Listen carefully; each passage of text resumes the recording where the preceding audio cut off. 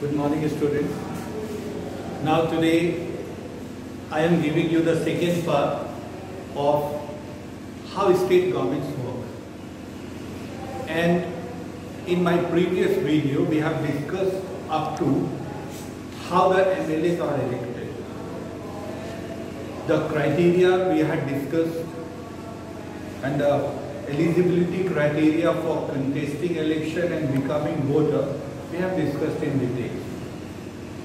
Coming back to the same example of Jharkhand. As I have told, Jharkhand has a total number of constituency 81, and it means that the entire Jharkhand for election purpose has been divided into 81 different cells. Once again, for example, Godda is one among them. In Godda Lok Sabha constituency, we are not going into that detail, but Godda is one among them. Kodaiyahat is the another one. Magama is the another one. I am giving you the local example to let you understand. From Godda we have MLA. This is where subject matter comes. From Godda we have MLA. His name is Mr. Amit Mandal. Similarly, from Kodaiyahat we have Mr. Pradeep Yadav.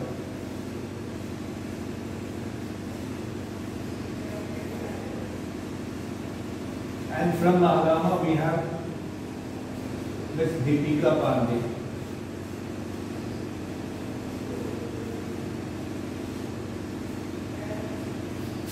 Now these people have been elected by whom? As told in the previous class, they are all elected by the adult voters of these respective constituencies.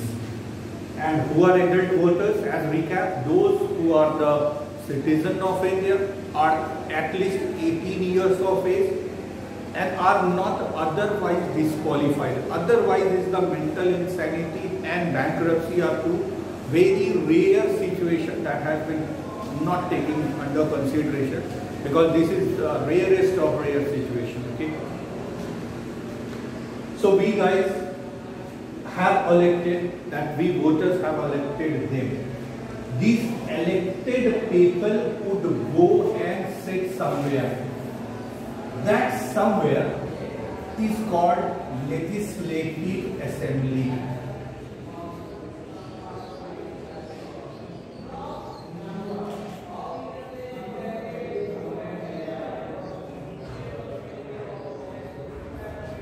And because they are coming and becoming the member of it, so they are called members of Legislative Assembly.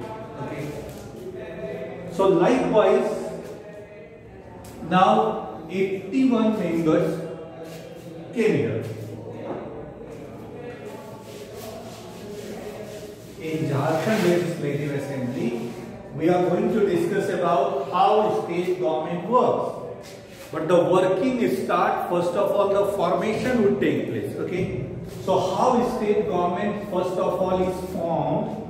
Let us form the government first, and then we will be assigning the duties and work to the government. Okay. So Jharkhand, 81 members came here. Now these all came and met here from all over Jharkhand, are belonging to different parties, political parties.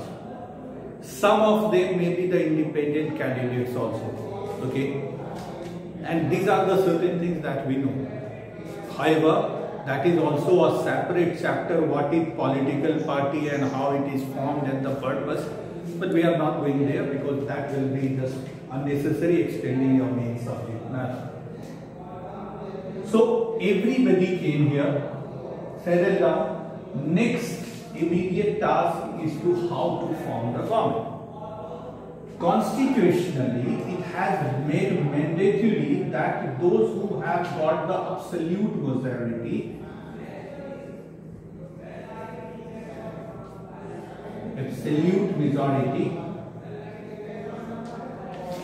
can form the government.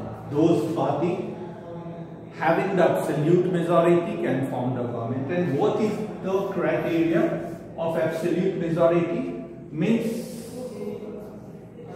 one more than at least one more than the 50%.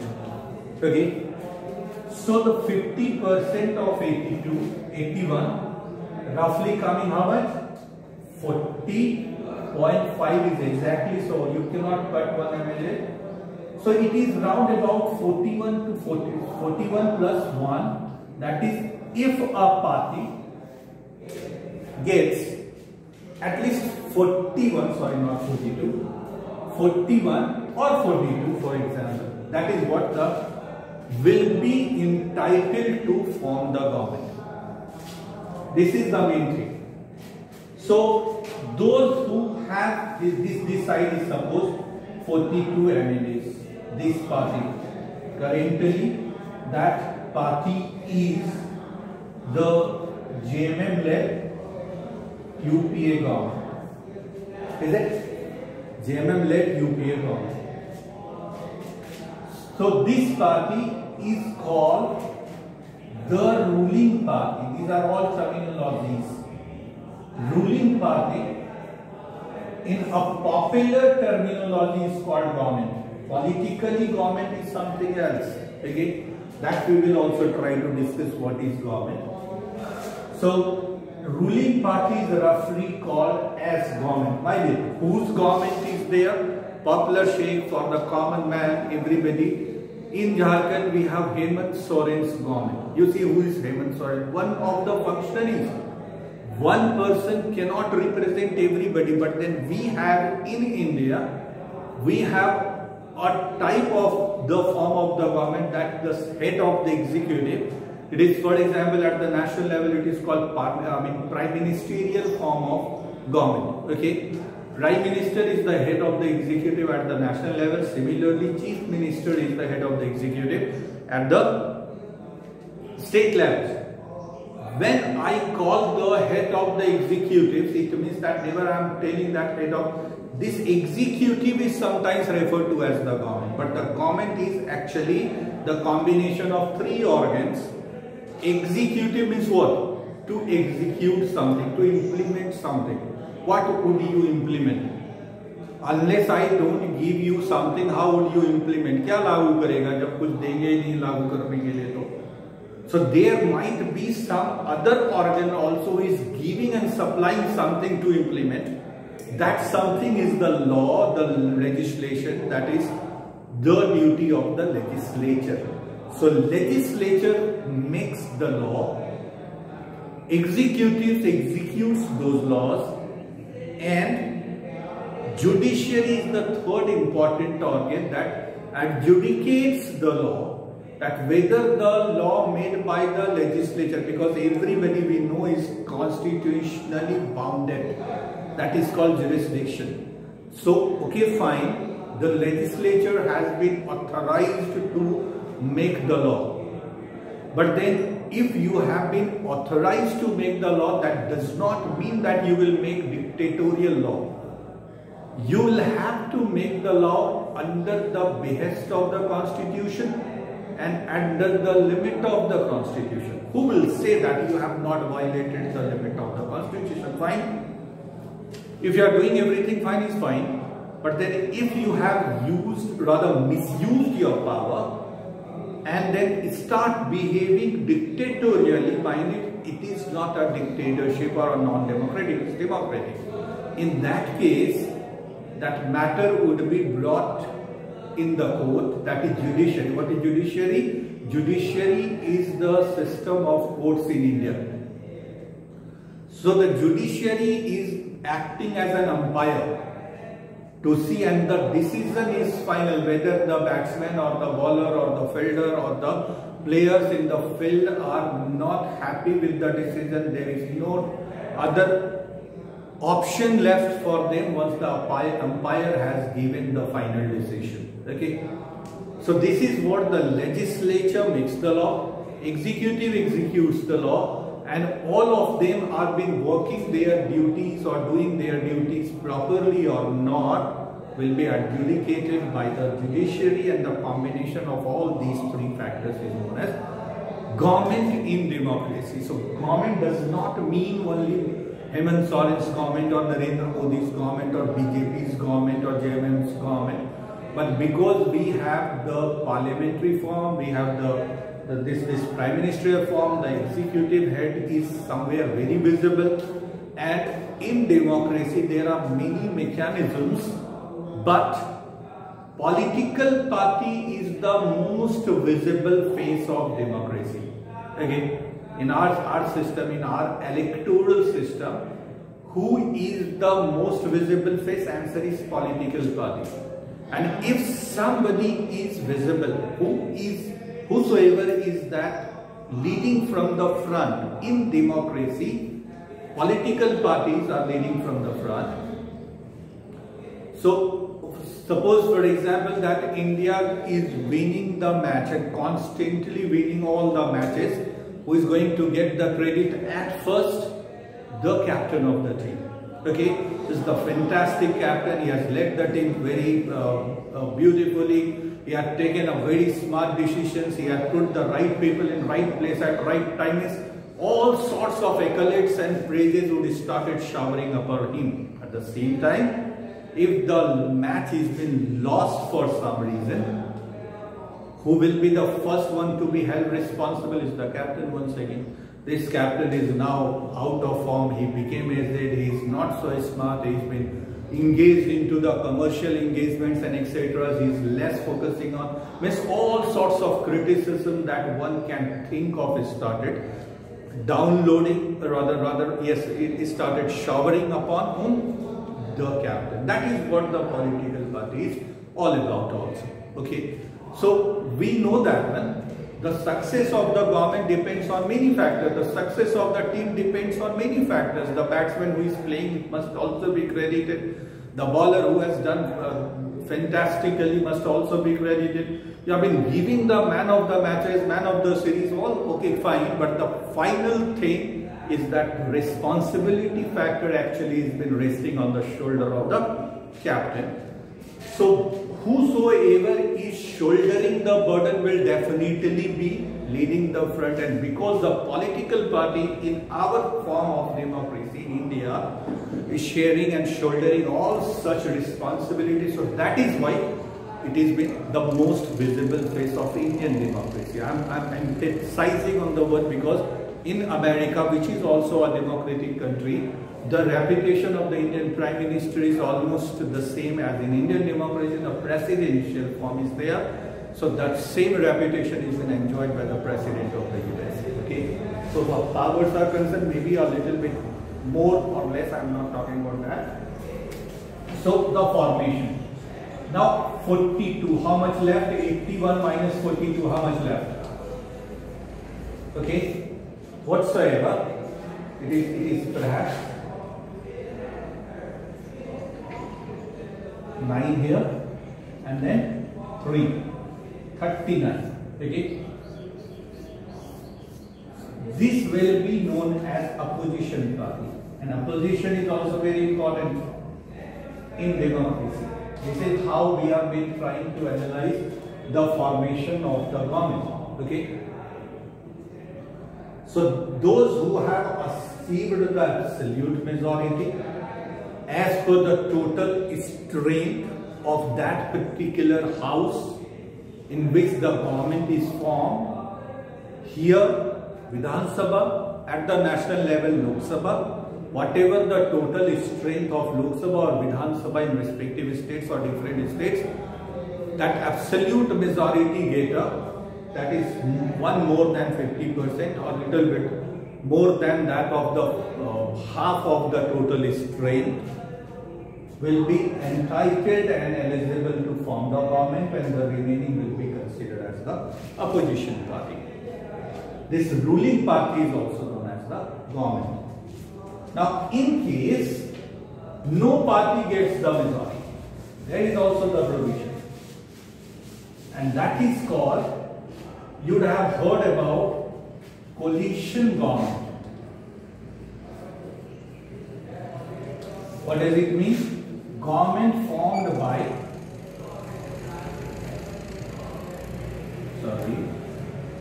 government formed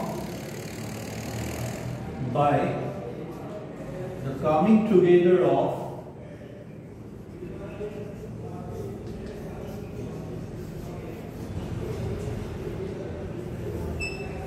two or more political parties.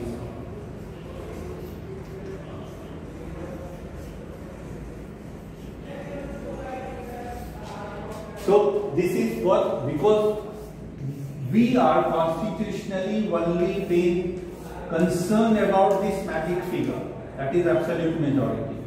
If anybody has got this one is fine, if nobody has got this one, then you need to align with that. That means I am only concerned about this 42. Who am I? I am representing the formation that is here, the governor or whosoever are there. Okay, that office bearers we are talking about.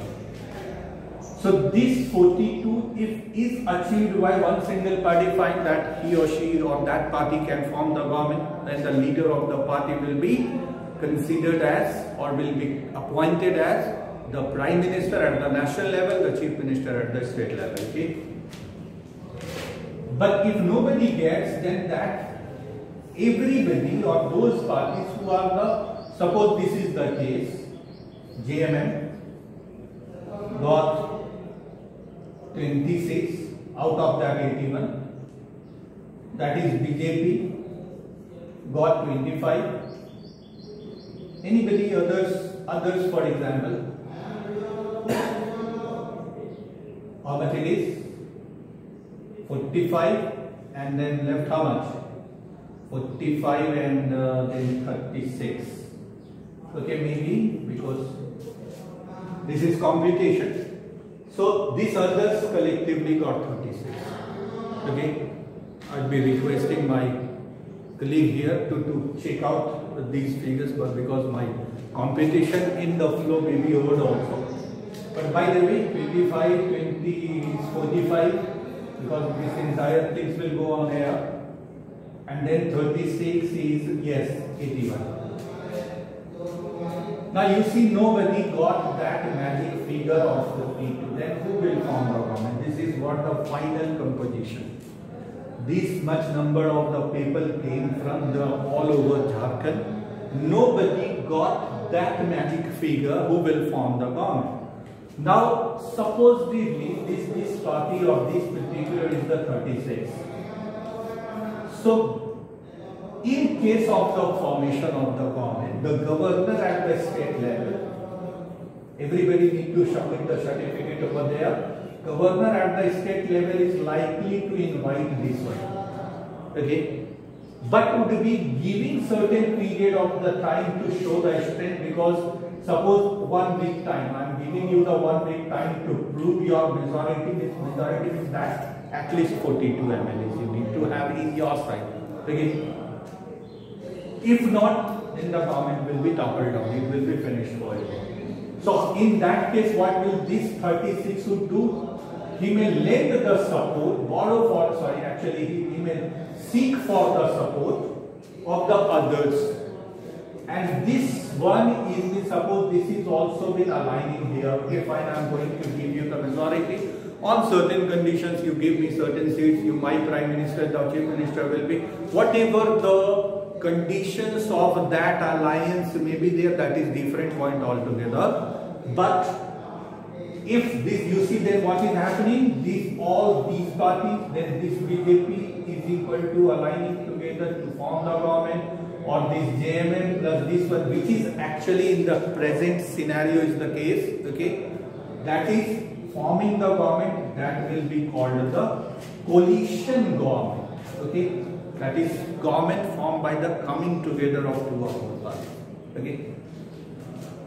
So this is how the government is formed.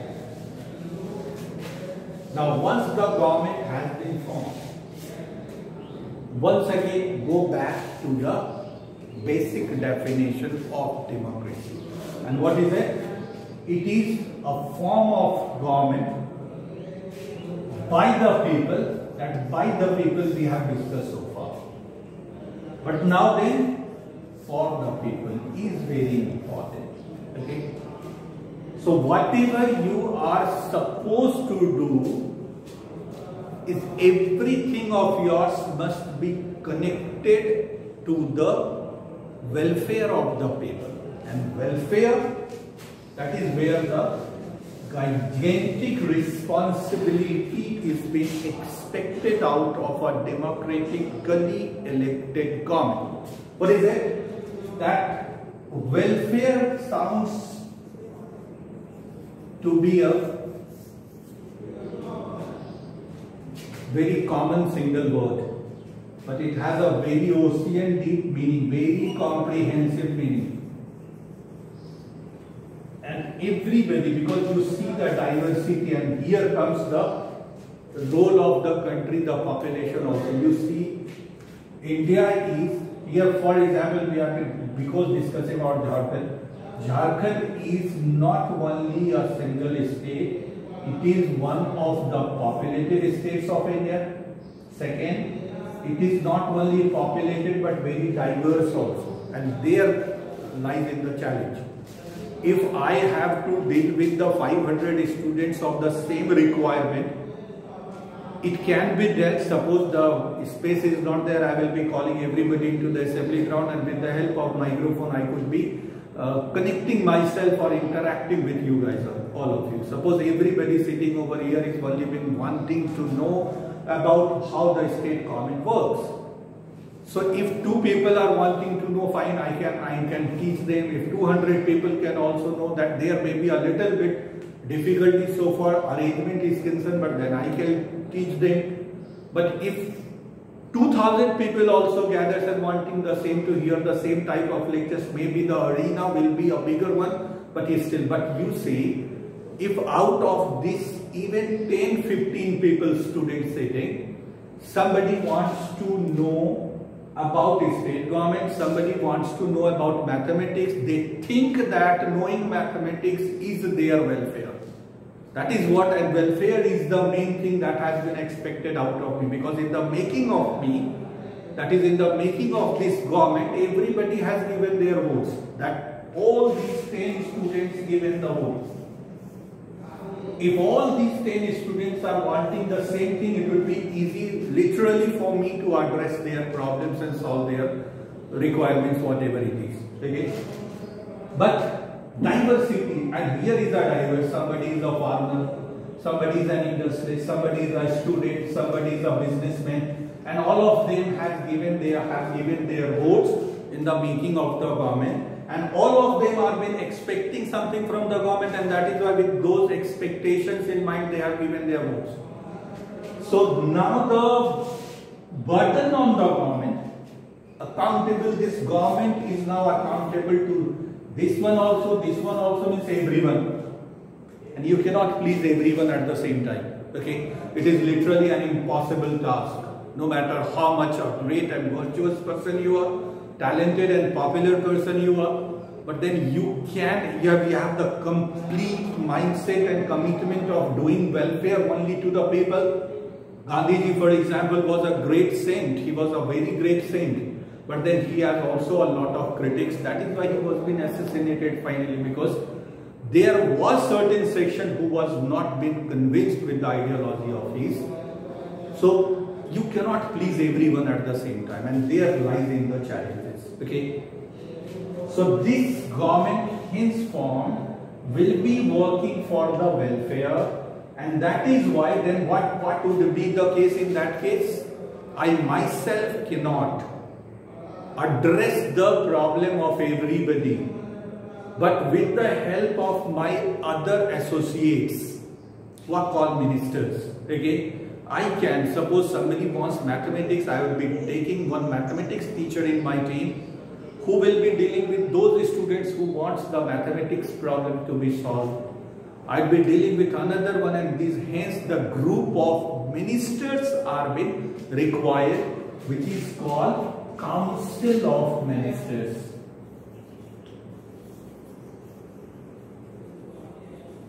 So at the top is the Chief Minister, and he along with his Council of Ministers are being trying to address this diversity of the welfare related things, because whatever you do is required the welfare. So for farmers, irrigation and agriculture inputs is the welfare. For industries, sometimes what happens, the welfare and progress, what is good for you may not be good for me. That is also a welfare. And not only good, bad for me, but it is even disastrous for me. For example, and you see how this is called conflicting notion of welfare or of development or progress. Say, one farmer is there and one industrialist is there. Both of them are the citizen of that country. Both of them have their requirements. Farmer is cultivating over a small plot of land and wanting that small check dams of the ponds for the irrigation, okay, or even the canals. But industrialist on the other hand wants the large dams to be built. Why? Because this industrialist is wanting for the uninterrupted power supply. That is UPS sort of a thing. Okay? In order to get the uninterrupted power supply for the industry to function properly, he wants the hydroelectricity project, and hydroelectricity will be built on a large dam. In order to construct large dam, you need to acquire the land of these small farmers. So what happens? This is also the idea of progress industries. When we ask the question, why is it Godda and a developed area? You may give a list of the regions, and one of the regions, sir, we don't have good industries, we don't have railways, we don't have airports, we don't have this, we don't have, and all these and that will be built on the land, and these whose land is there, that once upon a farmer's land will be submerged into the making of this dam. So he prospered, but he destroyed. So farmers at the same time would be looking for a small pond or some supply of the small stream of water arrangement. And this industry is wanting the large dam, and both are wanting opposite to each other, and both of them are actually the requirement of the government. Okay, then I have to stop here. Though I am stopping abruptly, but then this continuation, that one conclusive episode will be there. Finally, to conclude what has been given here, how the laws are made and how it is being passed and the government works. That is in a conclusive part. I will be telling you about all these things. Keep watching me, and somewhere during through the classes also, and I have been interacting with you guys through